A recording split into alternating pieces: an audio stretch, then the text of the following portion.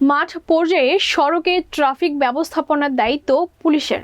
সেজন্য সড়ক নিরাপত্তা নিশ্চিতে কোনো উদ্যোগ গ্রহণের আগে তাদের পরামর্শ গ্রহণ করা হলে সেটি আরও কার্যকর হবে বলে মন্তব্য করেছেন অ্যাডিশনাল আইজিপি পদমর্যাদা প্রাপ্ত Chattogram metropolitan police commissioner Krishnapada রায়।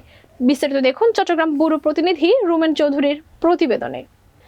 5 জুন বুধবার নগরীর রেডিসন ব্লু বে ভিউতে পুলিশ কর্মকর্তাদের নিয়ে রোড ক্র্যাশের অন্যতম ঝুঁকি গতি শীর্ষক একটি প্রশিক্ষণ কর্মশালায় প্রধান অতিথির বক্তব্যে সিএমপি পুলিশ কমিশনার কৃষ্ণপদ রায় এ মন্তব্য করেন।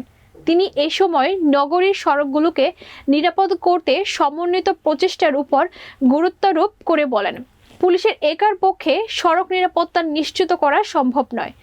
নগরীতে যথাযথ সড়ক নিরাপত্তা নিশ্চিত করতে সবগুলো সংস্থাকে সমন্বিতভাবে কাজ করতে হবে।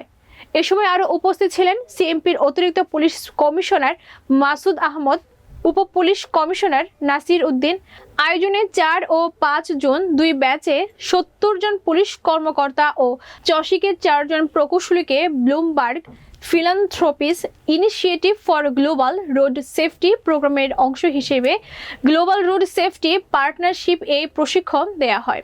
প্রশিক্ষণ সেশন পরিচালনা করেন জিআরএসপির সিনিয়র রোড পুলিশিং উপদেষ্টা রাসেল নাইমেন ও পল সিমকক্স। কর্মশালা শেষে সিএমপি কমিশনার অংশগ্রহণকারীদের হাতে প্রশিক্ষণ সনদ তুলে দেন।